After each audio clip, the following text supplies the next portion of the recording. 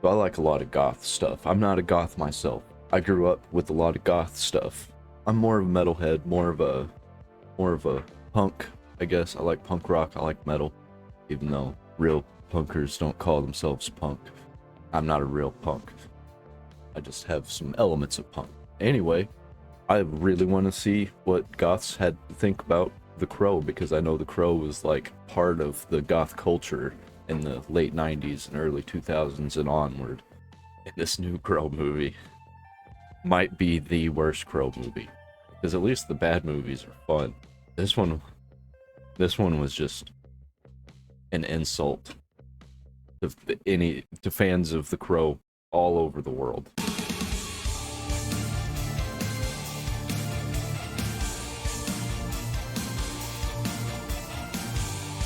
Random Goth Couple. Hello. Hi. We're here today to finally do the Crow 2024 review. We've been getting a lot of messages asking us to review this movie and we weren't sure if we should do it or not. I know a lot of people are going to be mad, but how do you know it's bad without seeing it? What's the first thing you liked about me? Okay, the trailer was pretty bad, but we still had to give it a chance. We did it for you, you know? We did it so you don't have to go see it. And we really held our hopes very, very high. Up until the first sets of reviews came out, and this movie got panned by pretty much every single critic who saw it. We decided to take one for the And team, fans. go check out the movie despite the bad reviews we've seen, and give you all our opinion on The Crow 2024. Before we get into the review, if anyone notices our beautiful t-shirts here, these are from Little Scorpion Tees. I'll put the link in the description and a thing here on the screen. They have a lot of really cool designs. Yeah, they Yeah, have those all are my cool. favorite movies. T-shirts that you can't usually find. They supply them, so make sure to go and I might check that also out. want to shout out Magic Markings for our face markings here that we're wearing, and we will be wearing these all the time because they are honestly so cool, so easy, so fast. Just lump them on your face and you're done. They're so easy to use, they're reusable, and they have saved us both so much time on makeup looks since we started using them. So a link to Magic Markings is also down in the description below. So we went to see the movie on opening night here in Ireland, the very first day that the movie was out. And we went to see it on a Friday night, opening weekend, for a On a Friday night. I love the Irish accent, man. I love these two. I love the way they look. big blockbuster movie that's been waiting now over a decade for it to be made. The queues were out the door. Such a massive struggle to get tickets, except for the fact that we turned up there and it was us and Yeah, where you made the mistake was paying for it. I didn't pay for it. I think you know what I mean by that. 4 other people at the evening screening on a Friday night on opening day. And I'm not exaggerating here, there were 6 of us total. Also, I would like to point out the fact that when we were looking for tickets to book this, they did in fact use the old Crow poster. And when you click it, it shows you the new Crow trailer. First of all, let's respect the Crow and not call it the Crow and just the Crow. Anytime I was looking up to try and find out anything about the movie Let's call it Eats Crow. That's what I've been calling it. or trying to book it, I kept getting the old Crow stuff. This is why they should not have called it The Crow. I did also go in with some notes.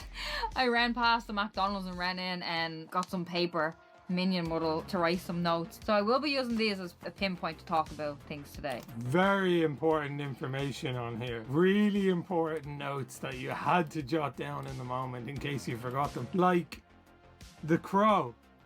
Just for the record, this is going to be a spoilery kind of review. So if you do want to see the movie for yourself, then And why would you? Why would you?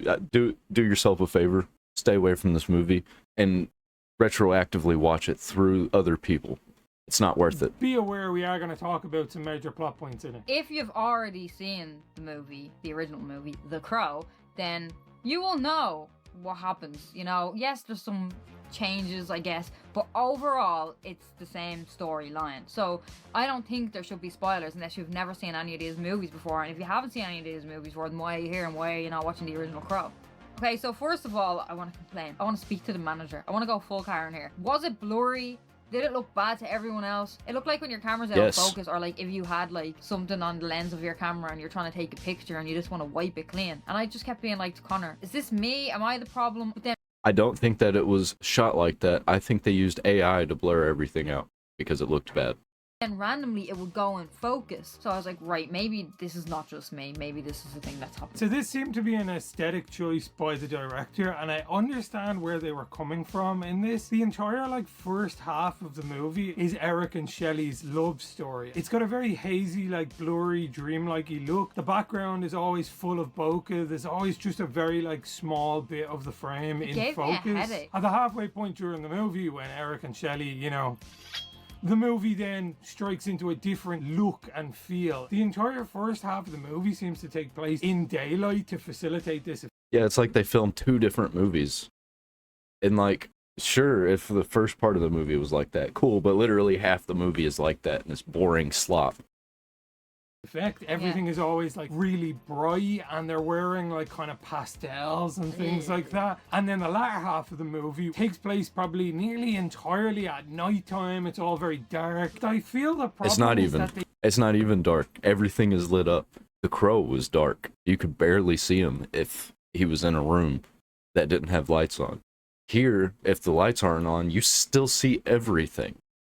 They didn't fully go in either direction. If the whole first half of the movie had have been super dreamlike, oversaturated, and it was all like a Wes Anderson movie, and then when you get into the second half of the movie, you go the full whole hog like the original Crow movie, where it's basically drained entirely of color and all you have is just like black, white, and splotches of red. But it seemed like they were afraid to commit to either aesthetic and then kind of left it in the middle ground of both, which to me, and very much so to you, was just more irritating than anything else. Speaking of, I don't think there was a good decision in the entire movie except for ending it.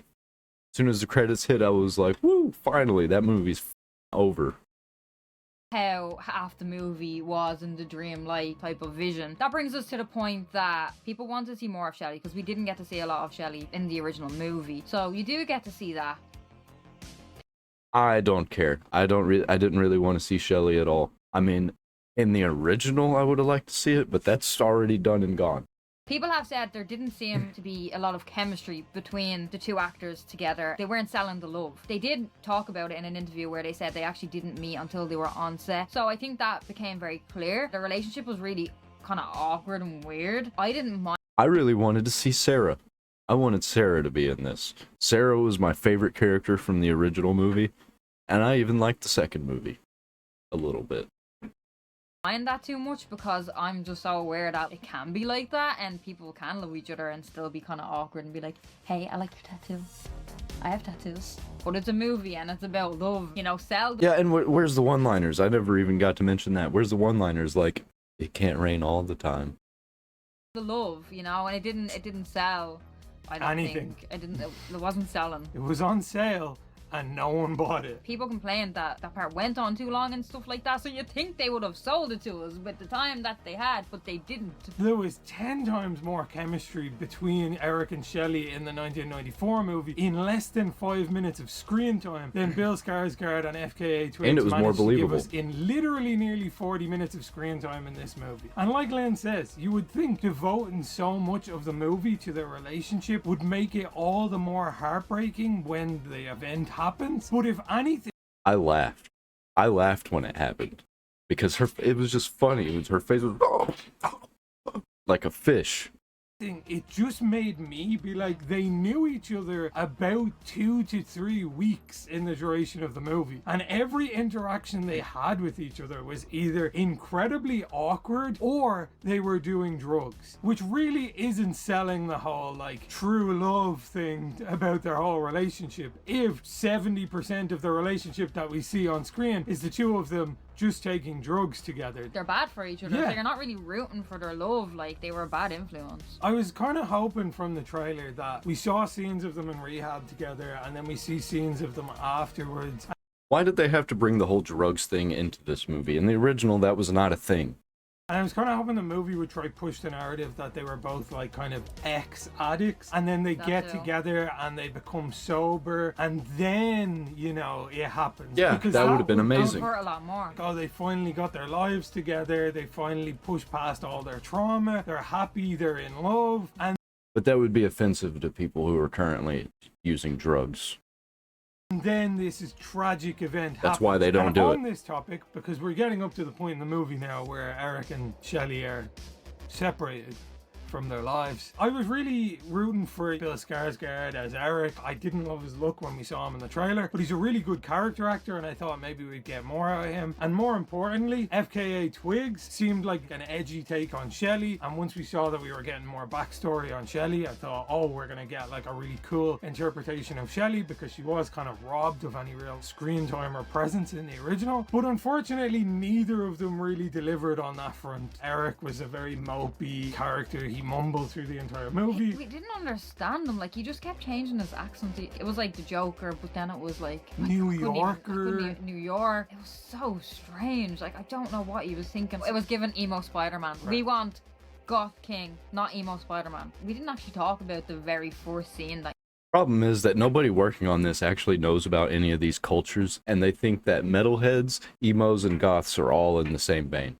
And we are definitely not. Different looks, different types of music. It's just we wear a lot of black and we embrace darkness. So they lump us all into the same category. you see.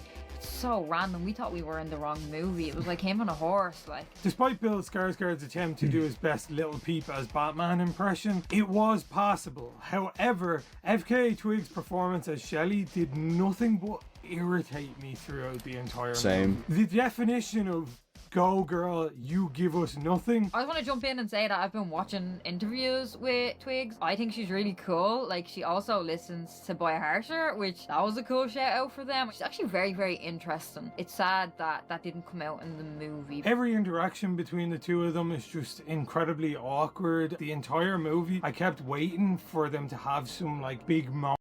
I think it's money laundering. I think this movie was made because money laundering. So where did all that money go to? It doesn't look like it went into the movie.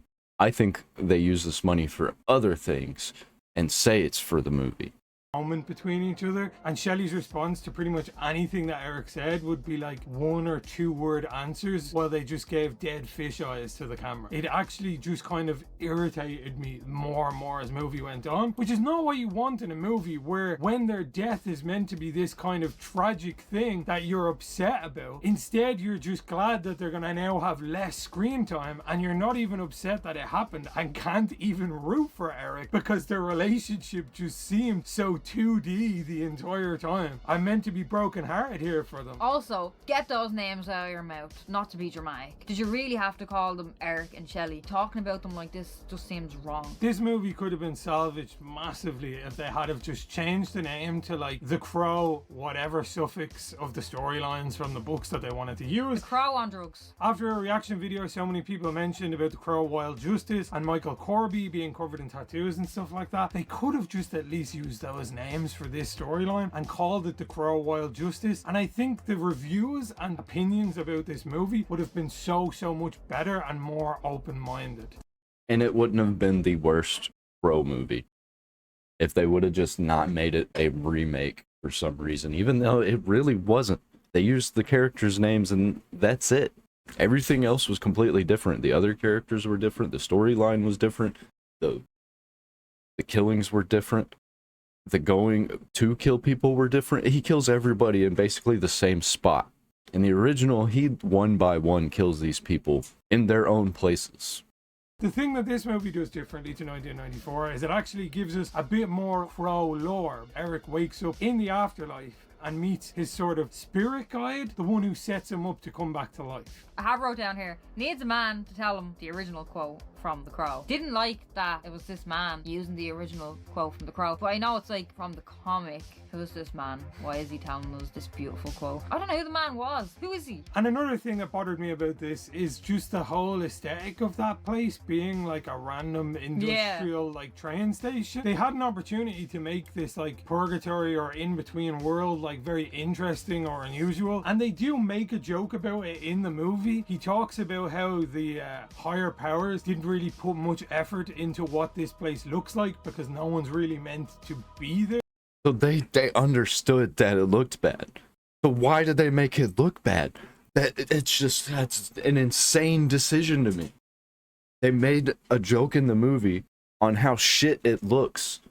but they still made it look shit. That's why I'm thinking that it's a tax scam or money laundering or both. It's ridiculous. But it just feels like a bit of a cop-out for the fact that they didn't do anything really cool or interesting with this kind of purgatory area. It was just a random, like, empty train depot in an industrial estate. It's like, who's this man? Why are they in a train station? So at this point, he gives Eric the opportunity to come back to life and also, more importantly, save Shelley, which is a new element to this movie that isn't present in the original. Apparently, Shelley's soul is destined for hell. The person who killed her made some kind of deal with the devil that he can live forever as long as he sends innocent souls to hell. And I do think that's cool to like evenly match Eric and the villain. Bless Danny Houston, he did his best in this role. He was my favorite character in the movie. I think he delivered the best lines in the movie, and his performance out of everyone was the best performance. I disagree. I think he was absolutely awful. I think the blonde chick was the best in the whole movie, and I didn't even really like her. But they really just didn't flesh out his character enough to really make him like an iconic movie villain. No. Yeah, I don't even remember his name. So Eric gets to come back to life at this point and avenge Shelley's death, and we get more like Crow lore. As long as his love remains pure, then he will be invincible. What precedes is the latter half of the movie that we spoke about earlier, where the entire kind of color palette of the movie drops to this very dark, gloomy, raining the entire time. The whole thing is very blue. It's all very fast-paced action, kind of like John Wick style kind of movie, which arguably is maybe the best part of this movie, is getting to see all these kind of like action scenes and stuff. The gore was really... It makes no sense. It didn't look good. The CGI was awful. And all of the killings happened right there at the end in Kill Bill fashion, and it was worse than all of the movies that it was trying to imitate. really cool. The only thing that was unfortunate about it was it all felt like very bad rehashes of the 1994 movie. There was lots of like lines from the original movie that they had like updated and changed for this one, but delivered them really flatly and badly. They were rewritten in really awkwardly phrased ways. So the entire... This is either money laundering, a tax scam, or they did it on purpose to piss off the original fans, because that's been happening a lot recently with Star Wars, Marvel, The Crow. They're just destroying everything that we love. And I think a foreign entity has made its way into our media and is destroying it from the inside on purpose. Because that's how we control the world, really. We got petrodollar and we got multimedia. Time your hopes are just going up that this movie is going to improve without realizing that this is the best that it's going to get at any single point. Also, Connor was saying about the part where it's dark and raining and he's upset and he's walking in the rain, and a goth song comes on and we're like, oh cool, nice, some goth music. I wasn't sure who it was at first. It kind of sounded a bit like video to me, but it was a band called Traitors, who I actually do know, but I didn't know this song. So we were like, okay, cool, goth music. Whoa, Division was given emo and he's given emo, and the whole thing was very emo. So it was kind of like, stop trying to win us over with the goth music, because it almost worked, but it's not going to work. They did pick some really good songs, but I actually don't think they suited the movie at all, and they probably should have went with some like emo or like emo rap type of music. And that is one very positive thing I could say. They should have just made it their own instead of trying to remake the old one with their own stuff in it. They should have just completely made it their own. They should have made an emo rap Crow with different characters and a different name. About the movie is that the soundtrack, they did actually make some pretty good choices. They had Joy Division in there, Gary Newman in there, as Lynn said, Traitors in there, which is great because the original comic is so influenced by The Cure and Joy Division, so it was great to see that in there. It just felt kind of just trying to take something so that people can't complain that they disregarded the source material entirely. Another thing I would like to complain about is when I seen the first Crow fly up and land on a very gothic looking building close to the camera, and I was like, that is the most CGI looking crow I've ever seen. I know if I look back to the Crow movie, people are gonna be like, are you for real? Those birds maybe don't look that real, but in my mind they do, and that was a very long time ago. They look a lot better than computer generated slop. I like practical effects. I like practical effects a lot more than computer generated effects. crow that looks like a dummy, that looks like it was stuffed, I have way more respect for than something they just plugged into an AI and shat out an image of a bird. So they did the best they could at the time, but now the CGI crows, for the most part, looked so fake, especially up close, and I just don't like the CGI look, and it's kind of like, you can definitely have some real looking crows, rather than this weird CGI looking thing. With a movie of this budget, of this scope, and it is literally about crows, it's called The Crow, and there are hundreds of crows throughout this film, the one thing that you should be getting right CGI-wise is the crows. I feel like the CGI budget mostly went on the Wolverine style healing wounds that Eric had in this movie. Really cool. But they should have spent maybe a little more time working on those CGI crows. And the ridiculous killings. Like when he pushes the sword into the guy, like it's cool, but it really didn't belong. And they spent way too much money on making that, or on trying to make it look cool. It still looked like garbage. It still looked like it was Spawn level CGI, but updated for 2024. So at this point, Eric finds out more about Shelley's past, and he finds out that maybe Shelley's past isn't as clean cut as he thought. His faith and love in Shelley falters slightly, and as we heard earlier in the movie, if his love didn't remain pure the entire time, he'd no longer be invincible. So Eric ends up actually dying. Oh, so you're saying that he didn't actually know who she was, and they'd only been together for a few weeks? Because if you're truly in love with somebody, wouldn't you know who they are? Wouldn't you know what their past is? A second time, and once he ends up back in the purgatory world again, he's told that Shelley's soul is going to hell and there's nothing he can do now to save her. He offers up his soul in exchange for Shelley. At this point, he gets sent back for a second time, and his entire kind of demeanor and character changes into a much darker version of what it was earlier. A change has been made. His acting skills, his eyes, how he looked, how he walked, how he moved. I was like, wow, this is cool. And I didn't think so. I thought it looked lame. I thought the entire time that he looked like he was pulled right off of the bathroom stall. Like he was just peeled off. Because his tattoos were awful. His facial expressions were awful. His voice was awful. The lighting was awful. The action was awful. Everything was awful. I did not like Bill Skarsgård in this movie. I know a lot of people were like, really like, wow, he got really hot all of a sudden as well. The kills were really cool. All of his deaths were really cool. Like, I was definitely impressed with like all of the times when he was hurt and stuff like that. Like, that was all great. Like, it just changed at the end, and I understand why, and maybe they made it so bad to have such a big drastic change when he did like sell his soul. And this brings us to the penultimate scene in the movie, which is, you saw in the trailer, this big showdown in the opera house, which admittedly They forget to mention that he became the Crow twice. Or did they?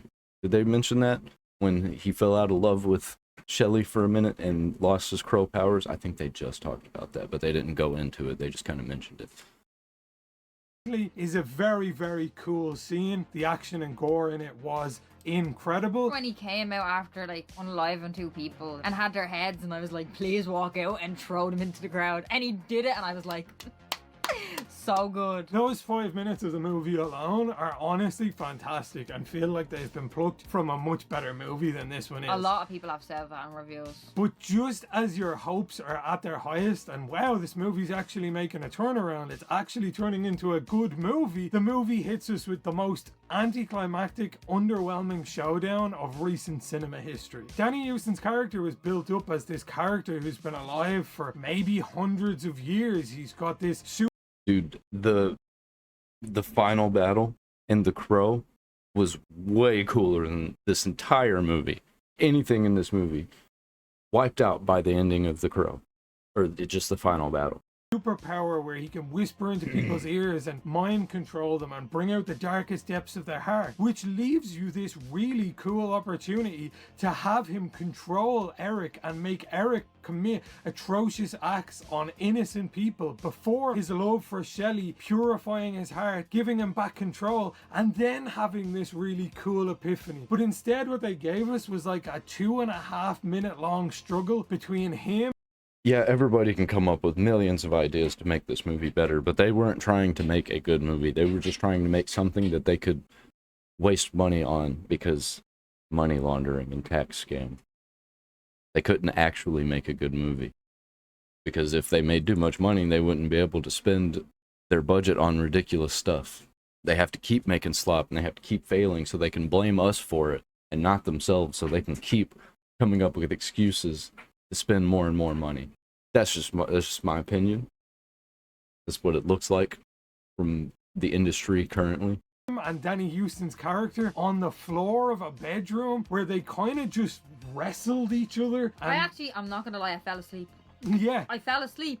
in the climax of the movie, there's no like big epic showdown on a church roof. Instead, and I shit you not, Eric walks into his bedroom and he's sat there brushing his hair in a mirror, and then the two of them wrestle on the ground.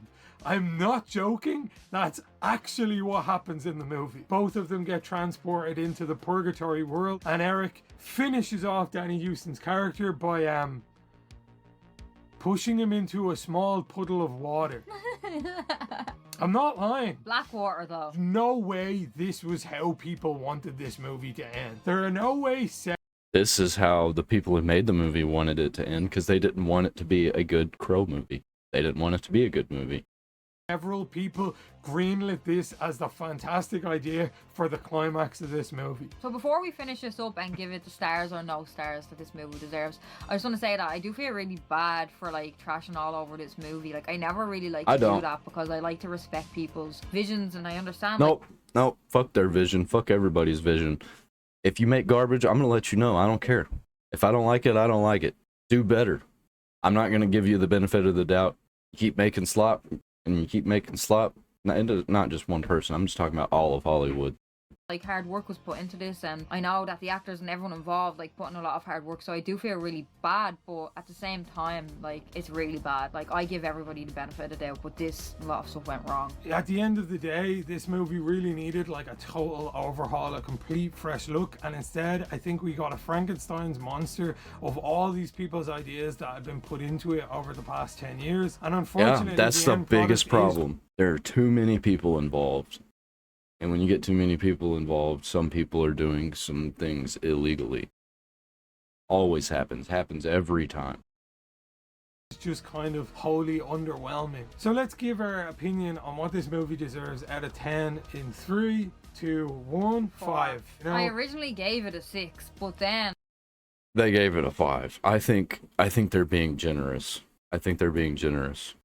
Because I give it like a 0.3. This is garbage. It should not have been made, and it is an insult to cinema. and after sitting here and talking about it, I realised that it's actually more of a 3 or a 4. But after seeing it, I gave it a 6 because I did like the end and stuff. But thinking of it as like being related to The Crow, I would give it actually a 2. if this was a standalone Crow movie that didn't use Eric and Shelley's names, and it was another storyline from the comic books, and we just viewed this as like a Crow story, I 4. would give this a 6, maybe a 6.5. It No, I give it a 4. If it had nothing to do with the original Crow movie, it would get a 4. is definitely the second best Crow movie that exists. I disagree wholeheartedly. I think the second one, I think it goes in order. I think first one's the best, second best, third one's third best, fourth one's fourth best. I think it just keeps getting worse as you go down the line. It's honestly not that bad. The good qualities of this movie are very, very good. As we said earlier, the music is pretty great, but unfortunately there isn't enough of it. The story and the bad points of this movie are really bad. Like the lows of this movie are super, super low. And they happen a lot. Overall, it brings the score down. And then on top of that, comparing it to the original Crow movie, it just brings it lower and lower. You called it The Crow and you stole their name, so I give you a 1. If you're a fan of the franchise, if you like the That's why I gave it a 0.3. comic books, if you're into these kind of movies, go see it, or wait till it's streaming somewhere. No, and then don't watch pay it money. online. If you go into it with an open mind and you're not judging it as like that new version of The Crow. I think there are definitely things there that you'll enjoy, but if you're like a die-hard Crow 1994 fan and you're expecting something along those lines, then you're going to leave the experience very, very disappointed. So up to you to decide. Are you gonna go check it out? Let us know in the comment section down below.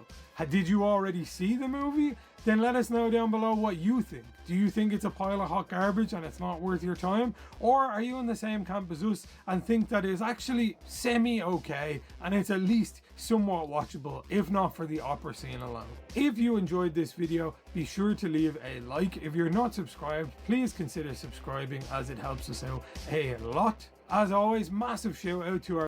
He mentioned the opera scene. I think the opera scene would have been way, way, way more fitting. Not be happening during that action scene. I think the action scene should have just been happening. The opera scene should have been during when Eric was becoming the Crow and putting the makeup on. I think that's when it should have been cutting back and forth to the opera scene. Members over on Patreon. If you want to support the channel, there is a link in the description down below. You will get early access to videos, behind the scenes, blooper reels, and access to our copyright free music library, along with supporting us to help to continue make videos like this. So if you do want access to all of that and help support the channel, the link, as I said, is in the description down below. And as always, until next time, see you in your nightmares. I like that outro. I used to dress up as the Crow all the time. I used to have posters. I used to listen to the soundtrack.